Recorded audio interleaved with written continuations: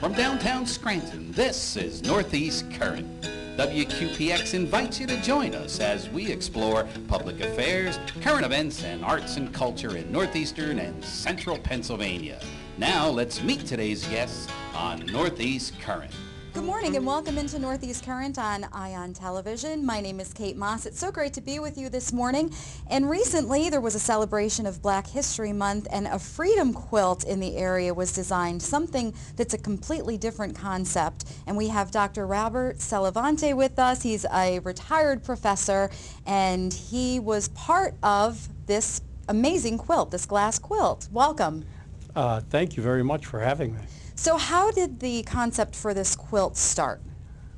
Well, about 2.5 years ago, maybe it's more like almost 3 years ago, a number of glass artists and artisans in the northeastern Pennsylvania area decided to get together and form a stained glass group whose focus would be the use of glass in various artistic forms and modes of artistic expression.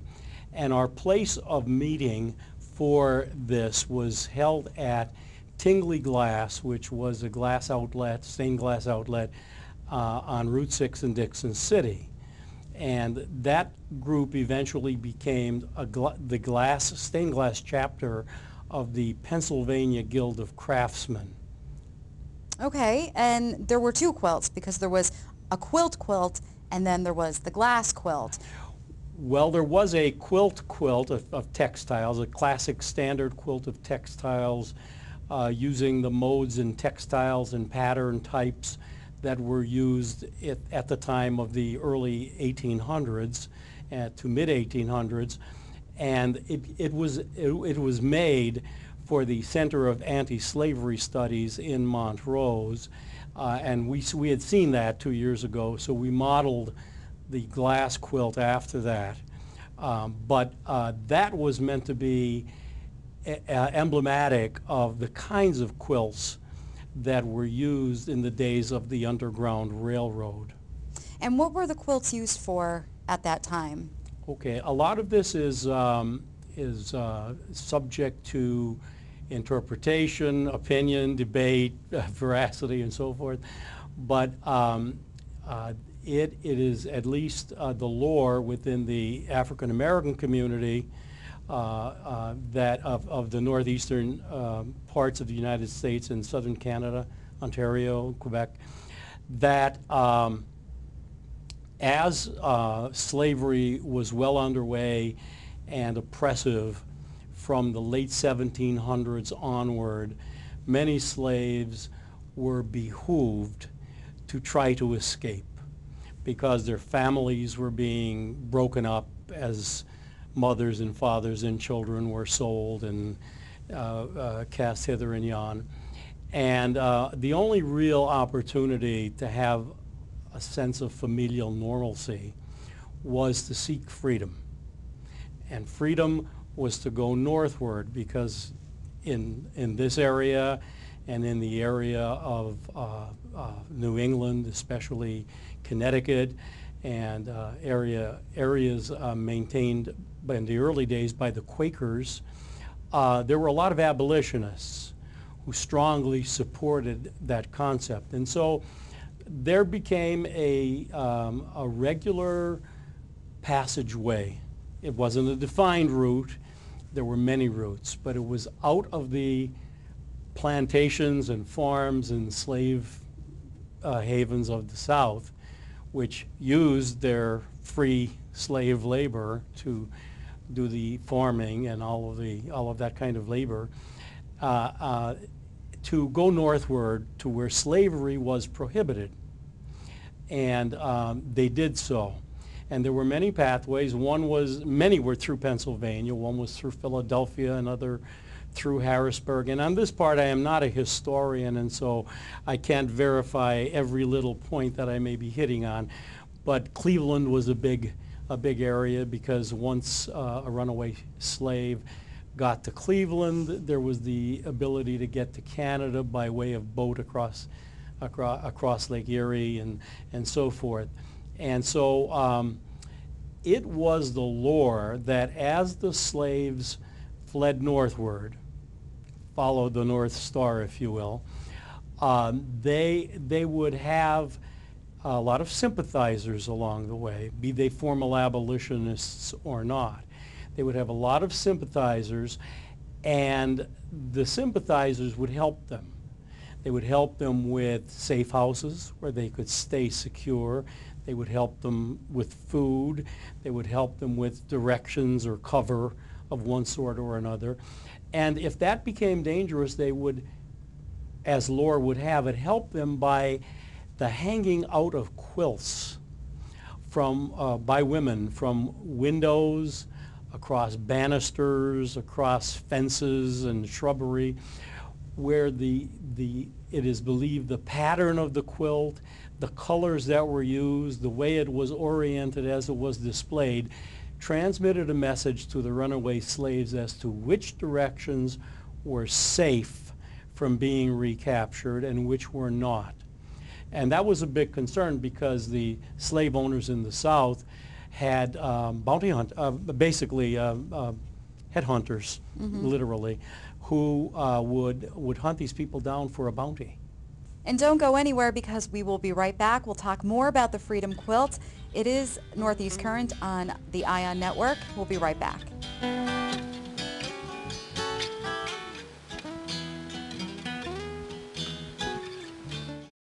So how did the glass quilt concept come about? One of the members of the guild, who was the owner of the store, whose facilities we used as we met once a month, made a couple good suggestions for projects, and one of them was this project. Wouldn't it be nice if the glass chapter, the stained glass chapter of the Pennsylvania Guild of Craftsmen, made out of stained glass, we didn't define it further than that at that point, made out of stained glass a quilt, which could be put up and knocked down and displayed at will in schools or museums or wherever it might be welcome. And everybody thought it was a great idea. And the idea was that each member of the chapter would make a particular square according to their style of working and so forth. And we did that. And then some time passed as a lot of other projects came and went. But the woman's name whose idea it was is Jan Weinmiller from Hartford, Pennsylvania. And we have her to thank for that idea. Now, were the glass panes the same size? Were there specific dimensions? Yeah, well, we plotted that out. We decided that each of the squares that were represented by pieced textiles in a typical, pieced textiles in a typical quilt, would be for us pieced glass pieces. And that their colors might be the same or might not be the same at the whim of or will of the artisan or artist doing it. And but we decided as a group to stay with the pattern of a quilt that we had that was representative per the Center of Anti-Slavery Studies own research on this. And how many artisans were involved in this? There were 15. No, there were 16. There were 15 who worked glass squares, one each, and there was a 15th who is a wood craftsman as well as glass artisan who did the wooden frame supporting structure for the ensemble. So it's 4x4. No. It's 3 squares by 5 squares, so 15. Okay, 15. And then the woodwork is the 16th person.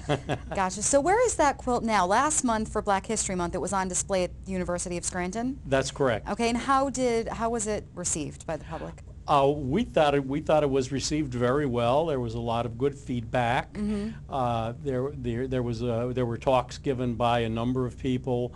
The people from the Center of Anti-Slavery Studies spoke to the history of the Underground Railroad and the history of the quilt story, so to speak. I spoke on the science of glass and on some of the techniques used in the glass quilt, and then there was some other there was some other business talk that was done. And where is it at now? Where's the glass quilt? The quilt knocks down after each, whenever it's shown for a period of a week or two or whatever. It comes apart. It all fits together. It slots and tabs and tightens up nicely. And right now it's in storage in one of the members' homes of the Glass chapter of the Guild, and will be set up next at Keystone Junior College for a 2-week period, during which time we will have another presentation to the public, students up there and so forth. And I don't know whether there will be additional speakers to what there was at the University of Scranton or not, but each time that sort of venue presents itself, then the members of the group volunteer. They get the components of this glass quilt, and it takes 2 or 3 people, and takes 15 to 20 minutes to put it up and as well as to knock it down. I was going to ask you how long it took to put together. Every time that it's put together, are the panes in the exact same spot? Yes. They are. They are and will be because of the way the woodwork is made, but that's the way the model quilt is set up. And so were we to change that, we didn't feel particularly good about changing that because we weren't quite sure whether we'd be interfering with a little bit of history there. So we're perfectly content with the way it was. And if somebody wants to find out more information about the quilt, is there a website or something that they can go to? Well, let's see. They can certainly go to the glassartisans.com, stainedglassartisans.com, and there will be email and phone numbers there for the officers of that organization. There will be all of the members who participated will have web pages on that web page, and there will be representative works that they have done that they can key into and look at and zoom in on, and it's really quite nice. We're very proud of it. Well, how long did it take you to do your particular pane of glass? My particular pane was called a bear paw, and it wasn't a difficult one, lucky me, but it took me probably about a week. How do you do something like that? Okay. Well, first of all, there are 3 techniques that were used in making the squares. And if this was a classic textile quilt, one would start out with textiles, cutting and then piecing the textiles together and then assembling those. With glass, one of the ways they could be put together is the pieces of glass are cut according to a pattern, which we drew ourselves. And then after the pieces of glass of different colors are cut out, they can be leaded together, much as in the leaded windows in a home or in a church or in a public building. Or they can be fused together by being put in contact with each other without very much space at all allowing there, and put into a kiln and allowed to flow very slightly and fuse together. And lastly, they can be cut into pieces and put onto a background of glass in a mosaic style by an adhesive, and then grouted over. So there are really 3 techniques of glass that are used in the quilt. There's one square that is a glass mosaic. There are two squares that are fused glass, and there are 12 squares that are classic stained glass. And by stained glass, I mean not that the glass is stained. There's a bit of a historical hang along, so to speak. In the very early days of glass, when one wanted to use glass and portray a face or something, they would get something like silver nitrate or metal salts, and they would make a slurry out of them and paint on the glass and put the glass into a kiln. And as the kiln rose to higher and higher temperatures, the metal would etch its way into the glass, leaving a black stain. So it became known as stained glass. I didn't know that. A lot of people think it's stained glass because of the color, but that's not the reason. So the glass could be stained. You could stain an eye or a facial feature or in anything, a bush, whatever one wanted to. The colors in glass are obtained by getting glass, which looks like a solid to us, but it isn't, even though it holds its shape and form. As far as we can see with the human eye, it's a fluid. It's a liquid. It's a supercooled liquid. And when you raise its temperature, it liquefies and flows, as you might have seen in glass furnaces, glass houses, glass studios. And when one puts certain ores of different metals in with that glass, with a good amount of practice, I might add, and then cools it down, one is left with glass which transmits a color. So for instance, putting powdered gold metal or ores of gold, you get a ruby colored glass or a cranberry colored glass. With ores of iron, you get an amberish or a greenish colored glass. With ores of cobalt, you get a deep blue colored glass, and so forth. For many of the transition metals of the periodic table, many of those elements. So we go as stained glass artisans and artists and buy sheets of this glass, and then you have a pattern that you want to cut it to, and you can do it rough or you can do it easy.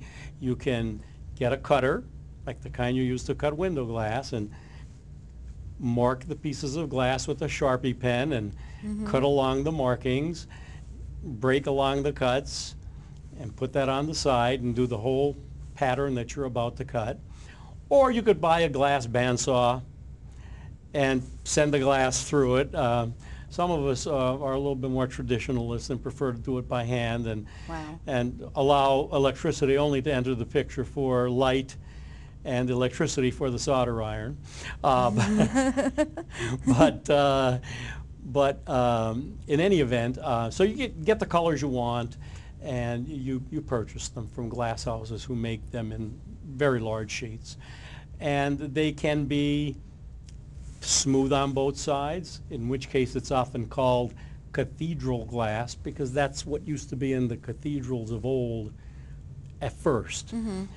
Or it can be textured, like when it's cooling, getting metal tools and rumpling at the surface to kind of gather it together. If you kind of think of pasta on a table that's been rolled out, kind of crumpling it into ripples.